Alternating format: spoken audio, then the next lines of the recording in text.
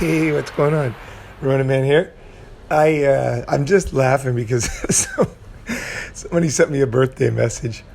It's my birthday today, so I'm 55 years old, and I wanted to. It's a great time to talk about a lot of stuff because so much is going on. And thank you very much for all your awesome messages. And one guy gave a donation, Mohammed. Thank you very much. That was really nice. It really helped, and actually mentally helped too, because I was in the bed and I was just feeling like I didn't know. Well, wasn't feeling like I didn't know what was going to happen. When I first injured myself, what happened was I was squatting some heavy weights, and I was just doing the last rep. So I was just the very last rep, and I've been going down very deep, where I touch my ass on the bench press. So I go all the way down to the bench and then come all the way back up nice and slow. On the very last one, I was tired and I wasn't paying attention, and I kind of leaned forward, and then what happened was the weight shifted to the left. So I wasn't lifting that much. It was maybe 240, 250, but I felt it just started to totally shift. And so what I did was I tightened my legs and I tightened my shoulders and my back.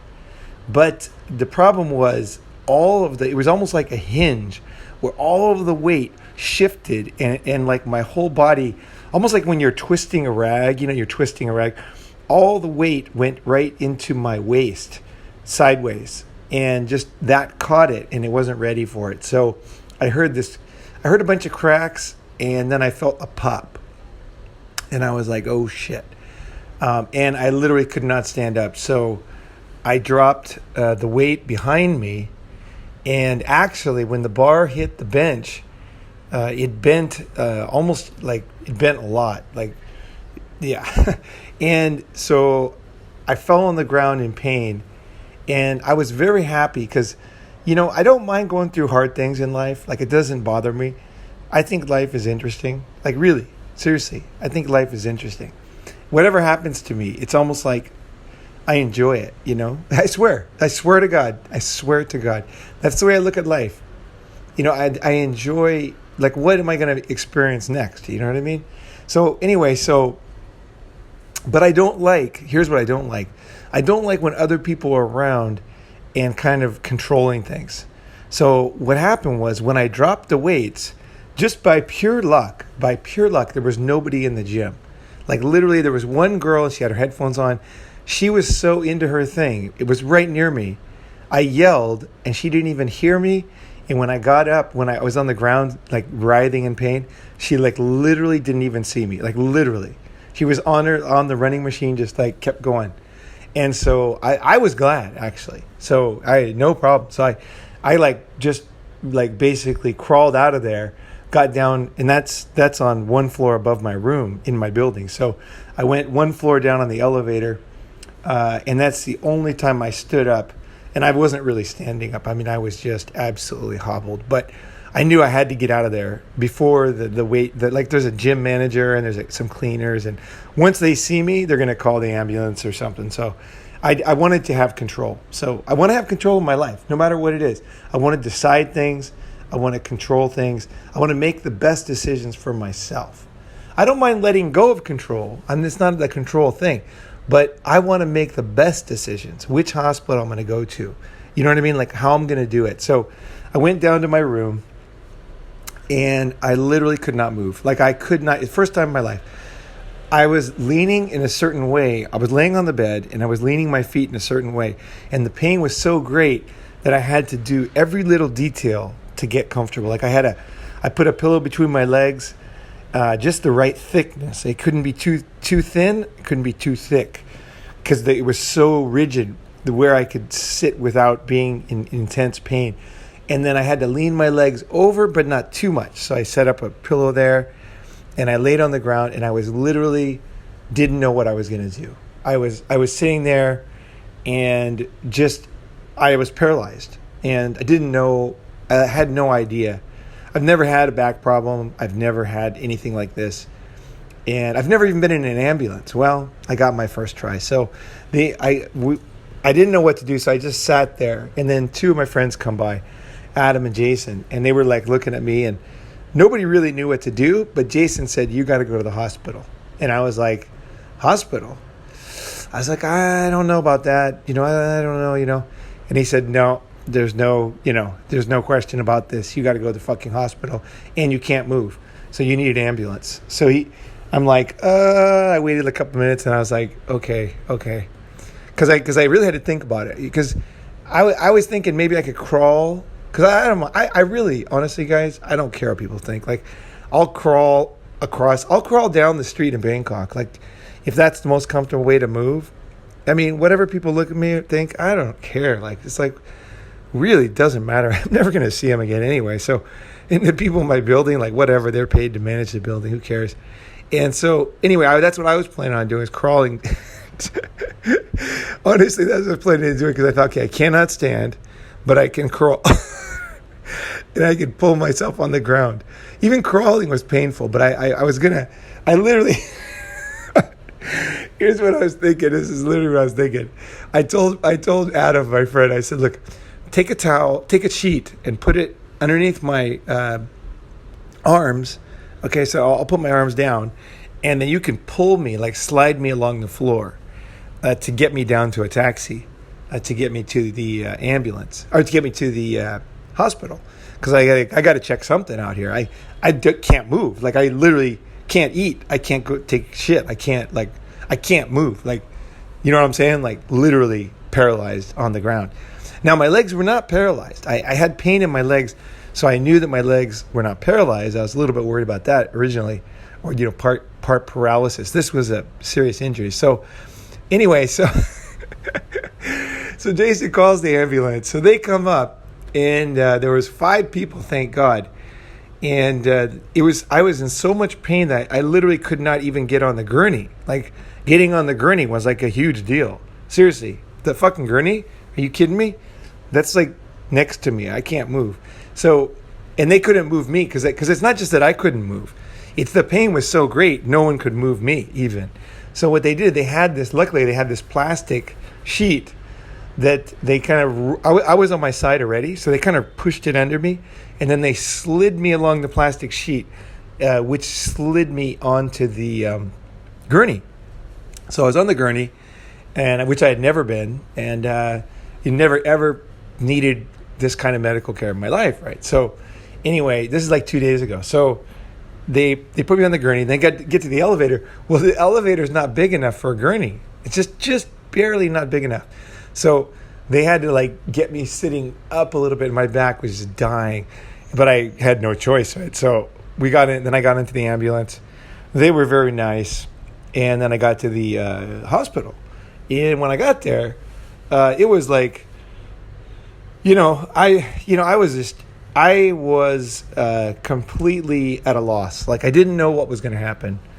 I pay cash for things. I don't like insurance or anything. So I was like, I didn't know what was going to happen. And I didn't know it, but I was very worried. So what happened next was the nurses came in, but I was still paralyzed. Like, I couldn't move. And I really didn't honestly get much good information. I did an MRI. So I knew that, luckily, they did an x-ray of my back and they did an MRI. So that's what they did the first day, right away. So I kind of asked for the MRI. I said, please, And so they said, okay. So they put me in there. And I did the yoga breathing, which helped me to relax. Because if you've never had an MRI, if you ever have to have one, they last like about 45 minutes. And it's very small space. And you can't move. If you move even one time, they have to do the whole thing again. They're quite expensive. This one was over $500 for the MRI. But in the States, I think they're quite a bit more even. But this wasn't cheap. This was a very nice one. It was a brand new. Like, I looked online, or Adam looked online. It was a $4 million machine or something. Just a huge machine, real nice and new. So anyway, so they got a very nice MRI on my back. And I did the yoga breathing, and it was no problem. Like, no problem at all. So I got out. Then the first night, they dropped me off in my bed. Same thing, slide me over using the plastic thing, because I still couldn't move. woke up in the morning. It was interesting because being in the hospital when you're, in care, the nurses, because you can actually do it without having care here. You can have just the room in the hospital, or you can have the room with the nurses. So I had the room with the nurses. So they kept coming in, which was nice because, part of getting healthy is mental, not even like physical. And just knowing that there was a bunch of nurses right there, and there was a bunch of doctors and a bunch of machines, like right there, made me feel better for sure. Even though I was like worried about other things, it was nice to know that I wasn't alone, And so they kept coming in, and every time I needed something, like I couldn't piss, so I had to piss into a plastic bottle thing, and they would come and clean that out.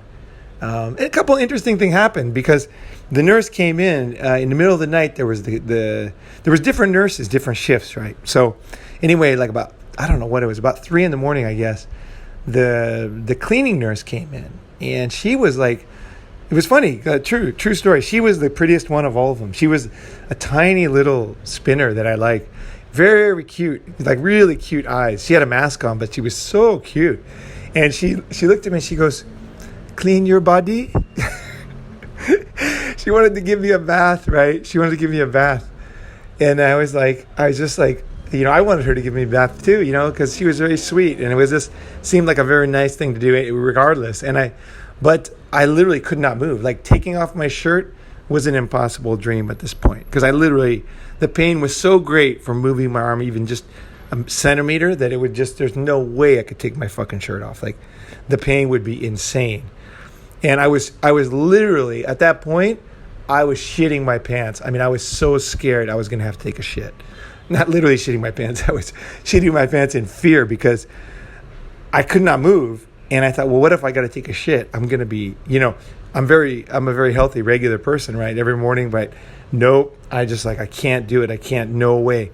I can't move. It's fucking so painful. Like, I thought if I take a shit, it's going to be so painful moving that I literally might start breaking things in the hospital room because trying to hold on to things and grabbing things. Like, I don't know if you've ever had this kind of pain, but this kind of pain, you can't control it. It's like you're, it's almost like you fell onto a high power electric line.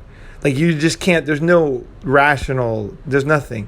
You're literally absolutely paralyzed. There's nothing. You just like that. You just can't, it's not a regular pain, whatever I had. So anyway, so then what happened was, I'll just kind of long story short, so you guys can get a picture of where I was when I made the last video. So then the sun came up. I went back to sleep. I did get about 5 hours sleep, which is pretty good. Maybe even a little bit more. And then my friend came over, and then they started to, they realized I was in such intense pain because Asian doctors don't like to give any pain medication almost at all. It's not like the West where they give you like good pain medication. No. Asia, they don't like it. They don't give it. Like Japan, China, Thailand, they don't give it. Fuck, it's almost like aspirin. I mean, you're in such an intense pain. Like, I wanted something real strong. Here was the fear.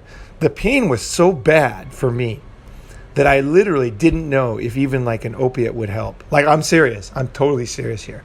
I thought, you know what? I don't think it's going to fucking help. So that's why I was avoiding the medication anyway, because I'm like, this pain's so great that I just got to fucking bear it.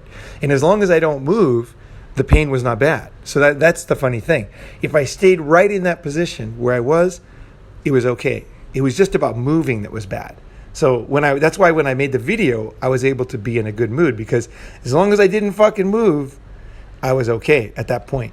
So next up was, they realized that I just can't sit there frozen forever, right? Because I got to take a shit, right? I hadn't taken a shit yet. So they said, you need more pain medication. So they brought in the drip. They're going to give me this drip. And I hate medication. I don't drink. I don't like medication. I don't take any pills. I don't like drugs. I'm just not into it. So when she came over to me with the drip, I was like, okay, this is my last chance. Okay, I got to see if I can do something here. And I just had a good feeling. Like I made that video for you guys and I was laughing and stuff. Right after that video is when this happened. Okay, so I was that got me in a good mood. All the comments and everything. I'm totally serious about that. I really like Mohammed, like making that donation, everything made me feel good, And so I thought, okay, I'm going to go for it. And also I didn't feel alone, I guess, looking back. So I thought, okay, what I'm going to do is I'm going to try to roll on my side, which sounds simple, right? But for me, I had not moved for like 24 hours. So like literally had not moved. So I'm like, I'm going to try to roll on my side, because even if it's really painful, then that will be fine, because then I'll find out that nothing's changed. And I had talked to my friend Tim, and Tim has serious back problems, and he told me he actually called a top doctor in New York and got advice from me, like real scientific advice about the problem I had, what he thought I had at the time, which was true, severely herniated disc, and a bunch of other stuff. Okay, so anyway, I started to curve my back up, like I don't know if you guys know the cobra pose for yoga. I couldn't do it obviously because I'm laying on my side and frozen, but I thought I can at least freeze my back, right? I can at least like tighten my back muscles, right? So I did. I tightened my back muscles, and then nothing happened. Cause see, I did the injury leaning forward, right? So now I'm going backwards. So I bent backwards, and it felt good. I was like, no way. It's the first movement I've done. So I'm like, that feels good. It didn't just feel comfortable. It actually felt nice to move, So I kept doing that. I kept pulling back. Tightening my back muscles a little bit, just gently, like leaning and tightening my back, like pulling my shoulders back a little bit and my elbows back. You know what I mean? Like just like that. And that gave me enormous fucking hope. So then I thought, okay, I'm going to go on my side. So I turned, like my friend Adam's there, and I got the drip sitting there ready to put in me, right? And I told her, no, wait, she had already set it up. I'm like, no, wait, So I lean to this side. I go, and it was almost like a movie. I swear. I wish I had a video of it. God damn, I wish I had a video. It was amazing, actually. Seriously amazing. So then I lean on my side, and I'm leaning on my side, and I'm on my side, and I'm not in pain. And because Tim had told me, here was the shift in my mind. Tim had told me, because he has serious, he has a degenerative back problem, which eventually will take him down. Tim said, the back is a complex thing. He said, don't think that whatever is happening now is going to be happening forever. It could suddenly change. So just be ready for it. He said the back is a weird thing. He didn't say fucking hocus pocus, believe in the fucking, flying spaghetti monster god. He said that the back is a complex thing and it changes quickly. The disc can move around. Your back can and will change. So just be gentle, but be ready for it.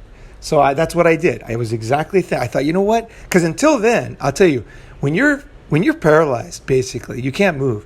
You do not feel like it's going to get better. Like really, like in fact, logically, it doesn't seem like it's going to get better. It's like, this is the worst it can get. Like I'm fucked now. I got to do something serious. You know what I mean? Like this is it. Like, now it's like crunch time, right? You know what I mean? Like other times, yeah, you can make good, make do, but not this time. This is fucking, you got to do some serious shit now, right? It's like when your heart stops, you got to fucking shock it, right? So my back, but that was the thing, because I never thought that this could get better without any kind of medical attention. So I was like, when he told me that, and again, it's very important to say, this is not Joe Dispenza bullshit, fucking hocus pocus. This is like a real guy with serious back problems that I've known for years, who talked to a top doctor in New York and got me this advice. And he said, it can change. I was like, okay, it can change. I said, fuck, that's amazing. I never, anyway. So I leaned on my side. I went on the other side. I'm like, no way. Both sides. My left side, I went on my left side. I'm like, fuck me, my left side. Because that's the side I couldn't go on at all. And so I was like, oh my God. So I leaned over and I started to lean. It was very, very, very slow. It took me a few minutes. And I slowly sat up. And I was like, oh my God, I'm sitting up. Oh my God. So then I thought, okay, this is it. I got to go to the bathroom and move around and stuff. So I went to stand up. Sure enough, I was able to stand up. My back was sore as fuck. But actually, at the time, I was still pretty euphoric. So I was feeling really good. Later, I felt even more sore, but not pain, not that electric pain, but just sore. You know what I mean? Just like tired, you know, because this stuff takes a lot out of you. But anyway, at the time, I was pretty ecstatic. So I stood up and I was like, oh my God. So I went, took a piss. Fuck, I still didn't have to take a shit because I'm taking these medication for fucking, muscle relaxant and to keep my stomach from upset eating food and stuff. So I was like, you know, my body wasn't acting like normal. So anyway, I moved around. I was like, oh my God, I'm standing up. And I just kept standing up for like 2 hours, maybe more. My friend Charlie, if you guys know Charlie, the yoga teacher, he came over. And I was sitting there talking to Charlie. And Charlie was looking great because I got him lifting weights. He looks solid as fuck. He's like 70 years old. He looks like a fucking, you know what I mean? Like he's a street fighter, you know what I mean? I was just like, oh, Charlie, you look fucking great. Adam was there, like being nice. You guys had been nice online. I was like, fuck. People sent me nice messages, you know. And I was standing. You know, we were watching boxing. We're watching MMA. We watched MMA like fucking all night. And then finally, Charlie and Adam went home. I went back on the bed. And then, and I took a shower. So I didn't smell like a homeless guy anymore. So that was awesome. And it was just nice. It was nice to be able to be able to do things myself, you know, because until then I kept calling the nurses every, you know, couple hours and I'd piss in the bucket or in they got this special kind of a plastic thing you use.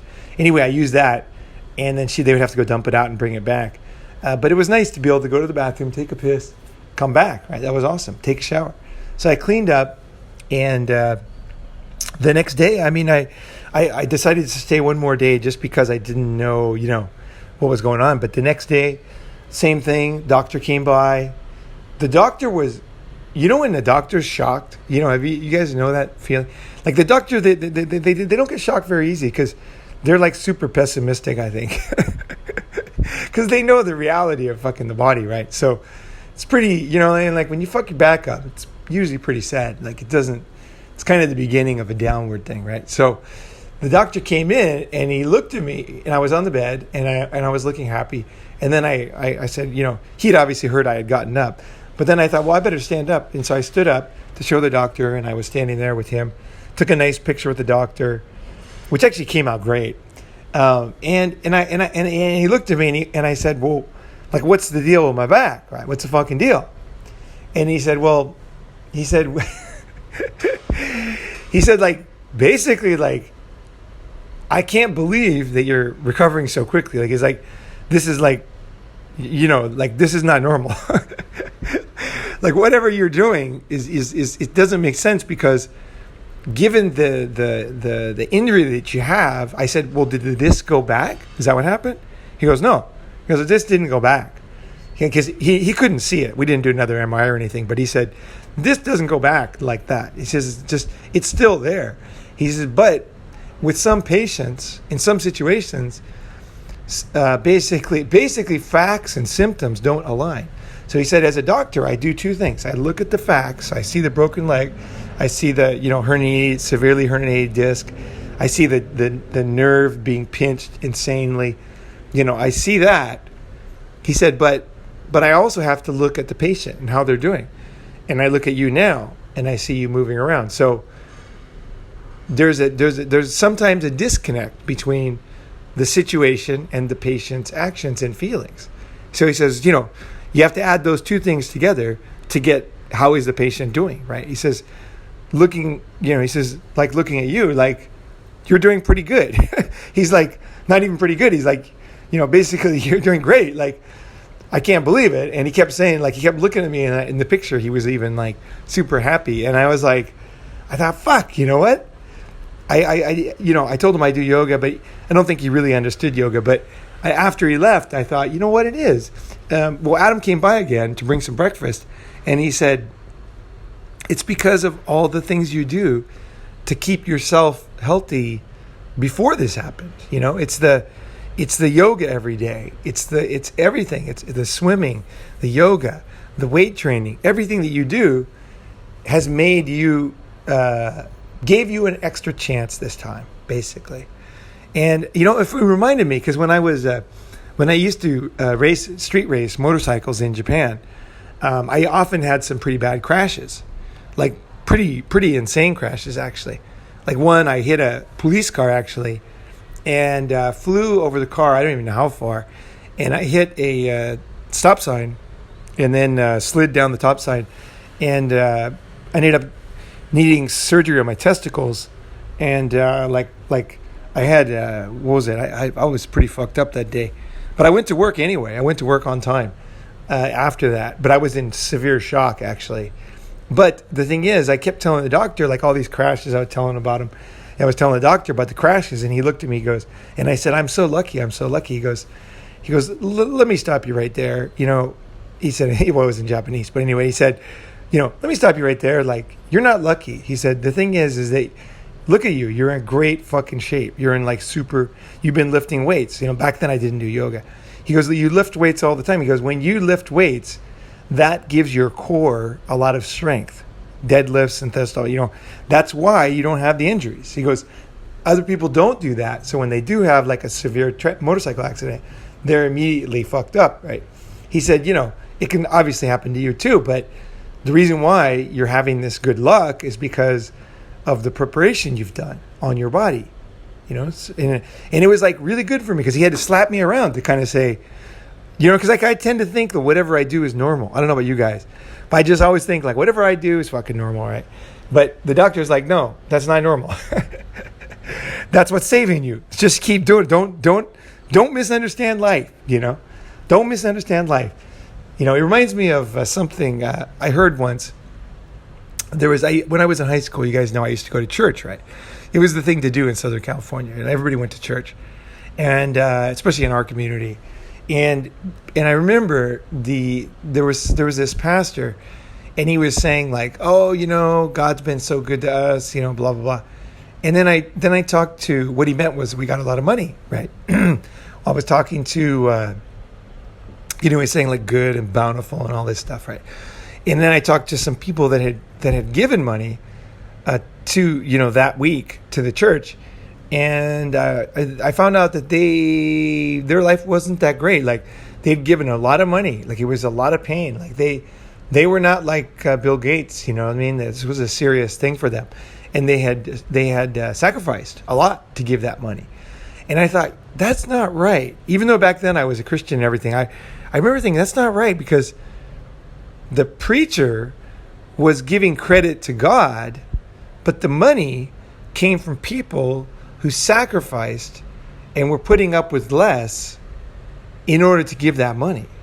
So I think that's what I'm talking about here. It's misattributing thanks. You know, you want to attribute thanks to the right thing. If it is something like God, that's great, but you have to know that a lot of times it's not God, it's a human. And in this case, for me, it's not hocus pocus. And it's not the higher power. It's not God. It was you guys, and it was my friends, and it was my own preparation, and it was my belief, and good information, good knowledge at the right time. My buddy Tim, who got the information to me, that let me know that the back can change. Like he said, like it's a weird thing. He goes, it seems like it's never going to change. He says, but it can suddenly change. So just be ready for it when it does happen. And that's exactly what I did. I didn't make it change. It wasn't like I was like Superman. No, I sensed it. And I slowly and gingerly moved into it. And then I realized this is it. This is what he's talking about. This thing is real, right? So I think that's what I want to end on, I guess. This is my birthday. And no, I got more. It's my birthday today. And you know, it's funny, turning 55, I don't even like the number because it doesn't have anything to do with me. So don't even, you know what I mean? To me, it doesn't mean anything. But having my birthday today, it made me think of something. And here's what I was thinking last night. And it has to do a little bit with the summit, the guys at the summit, Time, D, Gabe, you know, all the guys that were at the summit. And I was thinking about this. I was thinking about something. Like we all have, there's seasons in life. Okay, there's summer, spring, winter, fall. These are different times in your life when you have to adjust to the time of your life.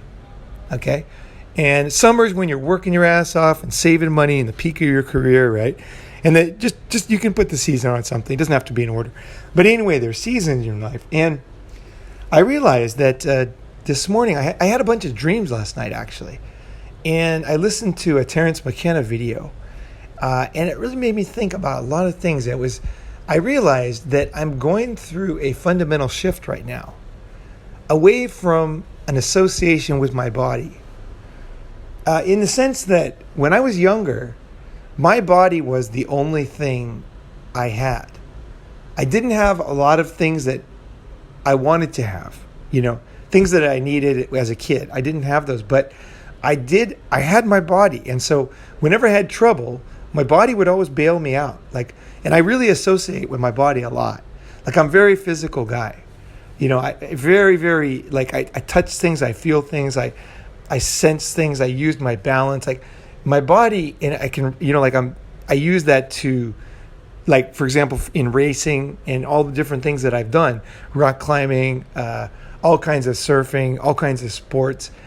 I'm using my body as swimming in a I guess a more intuitive way than most people. I'm very in touch with my body, and I love my body. I'm very grateful for my body. God gave me, whoever it is, nature gave me a fantastic body, and I am so grateful for that, because that was what carried me through when times were really tough. Everyone's got something, right? Everyone's got something, but for me, it was my body. I could have no money, no love, no place to live, no nothing, but if my body's healthy, I know I'm going to make it. I'm going to make it. And that's always been my mindset. But I realized that all this stuff, and starting at the summit, I started to have some very intense realizations that I'm going into a new phase in my life. That my body is no longer, it's no longer I'm going deeper, I'm going into another, almost, let's just call it a spiritual realm for now. But it's like a deeper phase of my life. And my body is still really important. I'm very grateful. I mean, even now, I'm standing up, and I'm just I'm going to the pool. I'm going to go swim right now. So birthday morning, sun's coming up. It's fucking beautiful. It's 7:30 right now. I can hear birds outside. The sun's just baking on the building. It's just absolutely beautiful here in Thailand. Perfect day. It's a perfect weather. January is the best season.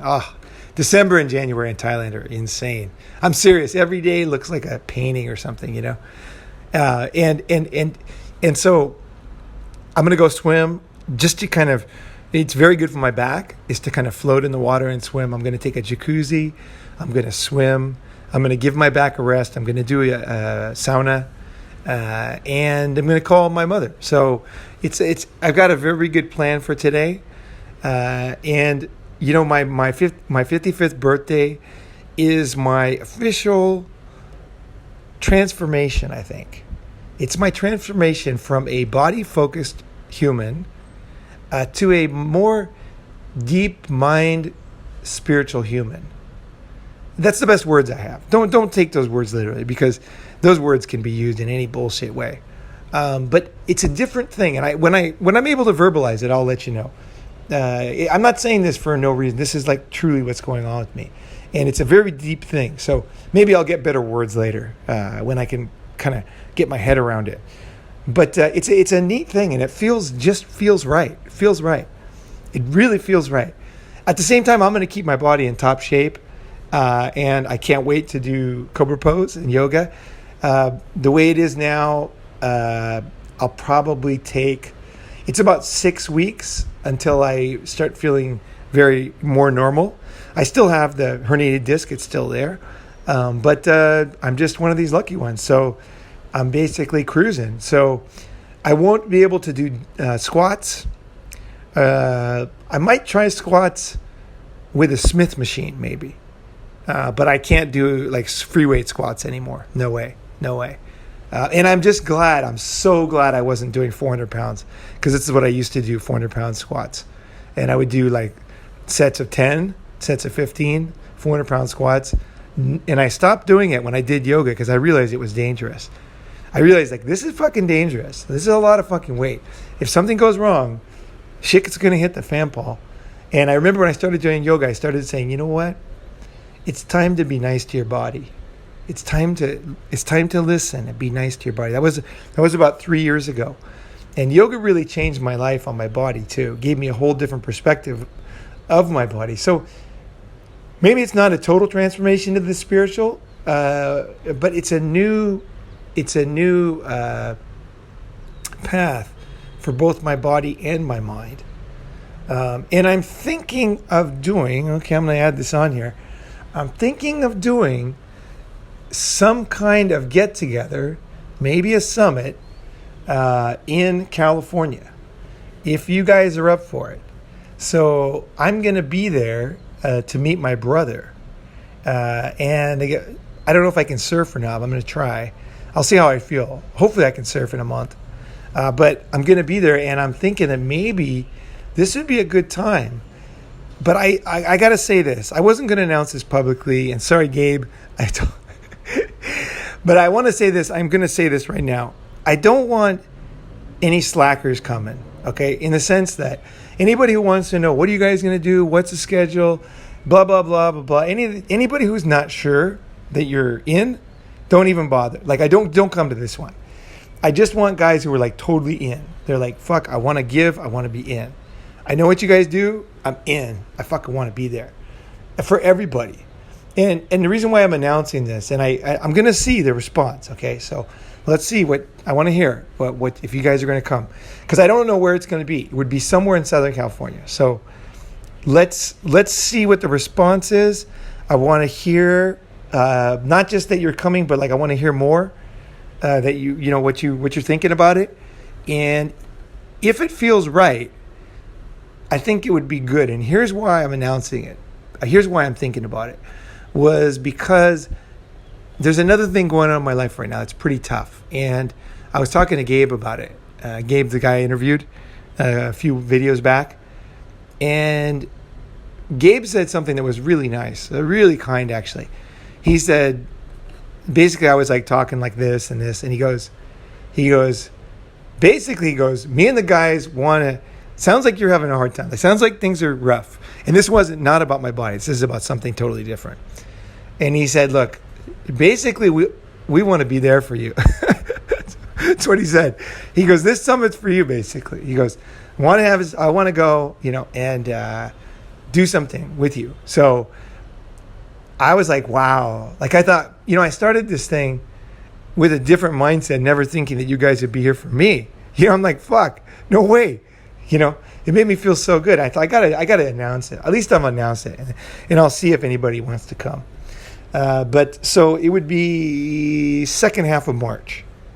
Don't know the exact dates. Maybe closer to the middle. Closer to the middle. Not exactly the middle, but closer to the middle. A summit in Southern California. Possibly in Newport Beach. Possibly.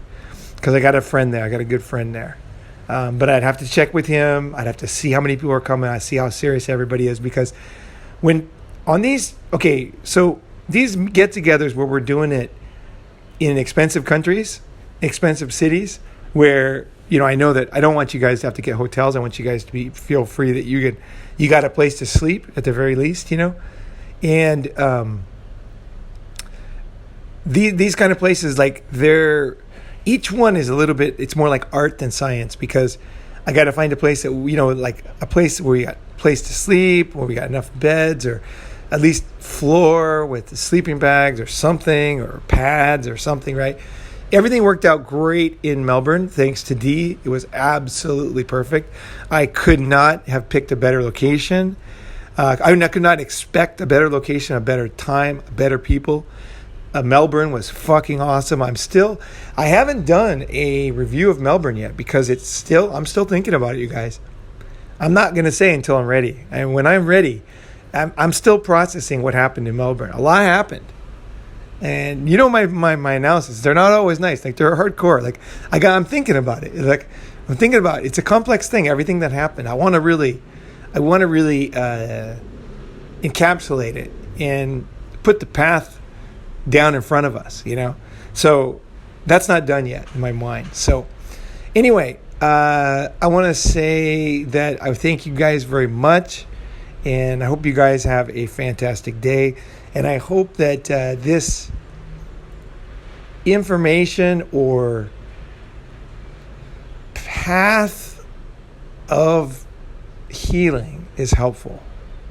And I am super, super grateful. I can't even tell you guys. Like, I can't, there's no words. There's no words. No fucking words. So thank you.